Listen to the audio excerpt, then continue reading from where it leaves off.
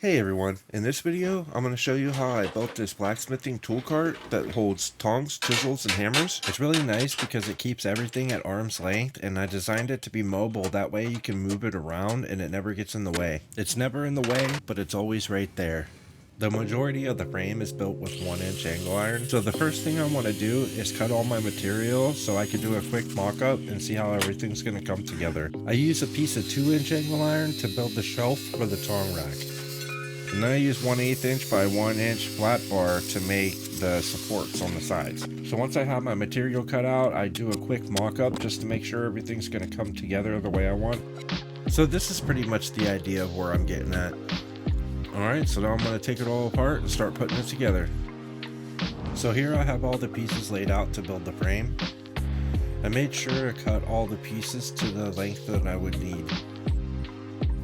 And then for the shelves, I'll use this 14 gauge steel plate, and then I use 1/4 inch nuts and bolts to put everything together. So I'm going to start from the base and work my way up. The base is going to be 18 inches by 14 inches on the outside, and then the back will be 24 inches tall, and the front will be 12 inches tall. So there's a small radius on the inside of each piece of angle iron. So any piece that's going to touch the inside radius, I make sure to grind the radius on the outside, that way it'll match up nicely.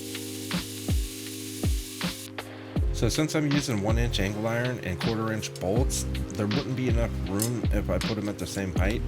So I have to drill the holes offset from each other to make room for the nuts. Each of these pieces overlap, so the one that sits under, I'll drill the hole lower, and the one that sits higher, I'll drill the hole higher. I drill the holes 0.4 inches from the edge of the angle iron. I'm using my drill press to do the first couple holes, but once I start getting the pieces put together, I switch to my hand drill. That way I don't have to take it apart every time I need to drill a hole. So I put all these bolts in backwards because I thought I was going to take it all back apart and paint it and then put it back together, but I decided to just do an oil finish rather than painting it. So I really wish I would have done the bolts normal, but it is what it is. In the end, I will flip them all around. Here's another example where I had to grind the radius to match the inner radius of the angle iron. I wanted everything to sit flush with each other, and the only way to do that was to grind the edges where they would meet. And the same thing with this side, and the same thing with the back piece. So now that I got the bottom cube done, I'm going to put in all the cross supports. I'm going to make an X on the back and the two sides. I'm using these little 1-inch C-clamps to clamp everything up, and then just use my hand drill to drill the holes and put the bolts in. Now this piece I'm going to put in the top left corner so I can still put toolboxes in on the bottom shelf, and I'll put my logo on it later on. So now I'm going to install the two legs about 6 inches from the front. So I cut the notches out of these legs, that way I could bolt them to the side rails, and then I'll install this cross member and bolt those to the side rails and the legs. Then that bottom section will be for the hammer shelf. I installed this first shelf 3 inches high, and then the second shelf I install at the top, which is 7 inches high. And if you don't have a belt grinder to do the radius, just use the file.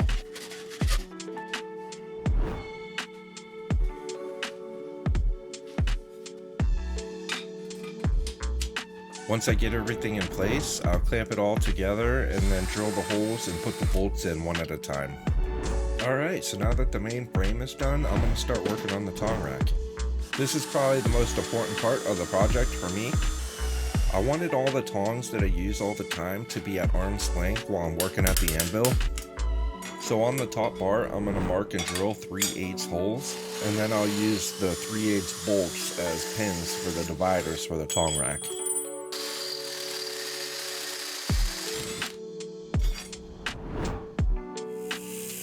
So here I cut these bolts right down the middle to make 2, and then I'll grind them flat so they match each other, and I'll use those to install the pins.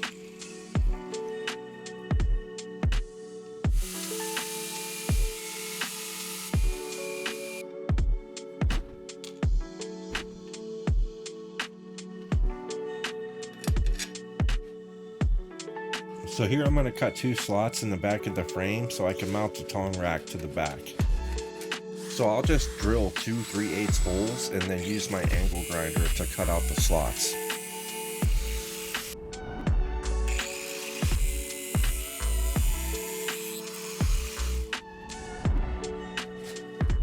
So now I'll slip the tong rack back in the slots, that way I can mark where I need to make the bracket.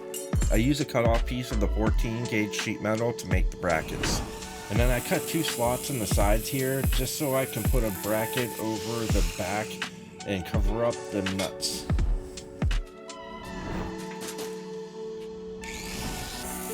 I'm using 14 gauge sheet metal to make all the shelves, and then I'll just cut it all out with the angle grinder.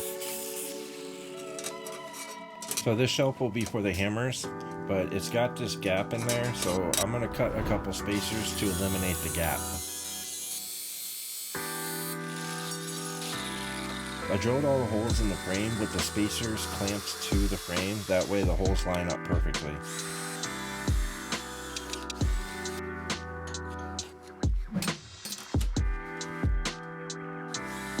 And then I just put 1 hole in the center on each side. Now I'll clamp the sheet metal to the bottom, and then I'll put all the bolts in the holes, that way the spacers line up with the brackets. And then once it's all clamped up, I know when I drill all the holes, it'll stay lined up. So once I get all the holes drilled and the bottom plate installed, I start working on the top shelves for the chisels. I had to notch out these 2 corners because the nuts were getting in the way on the back of the frame. All I did was clamp these in place, drill the holes, and put the bolts in. And now I'm ready to mark where I'm going to drill the holes for the chisels. I decided to do 5 chisels in each row and 8 rows. That way you can have 40 chisels on the left side and hardy tools on the right side. I made a template with cardboard and then marked out where I wanted to drill the holes. And then I drilled all the pilot holes with a smaller drill bit, and then I came in with a step bit to get it down to the size I want. And then the last 2 rows I made a little bit smaller for some skinnier chisels. I made sure to flip all the bolts around before I started to tighten them all up.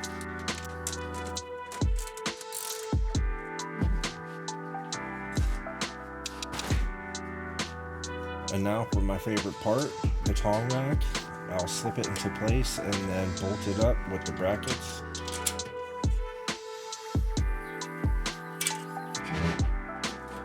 I used the same wood that I used to make the Anvil stand, except I got slats instead of 4x4s. That way the wood will match nicely. And then I'll sand it down to 80 grit and cover it with boiled linseed oil. I notched out the corners, that way the boards would fit in nicely with the bolts. Alright, so now it's time to put the wheels on. I'm going to use self-tapping screws, but I'm going to drill my own pilot holes with the drill bit.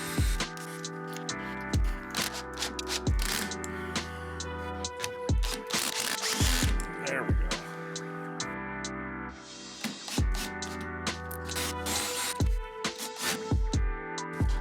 I clamp the spacer in between the hole and the frame, that way when I drill this hole, it goes through that spacer too.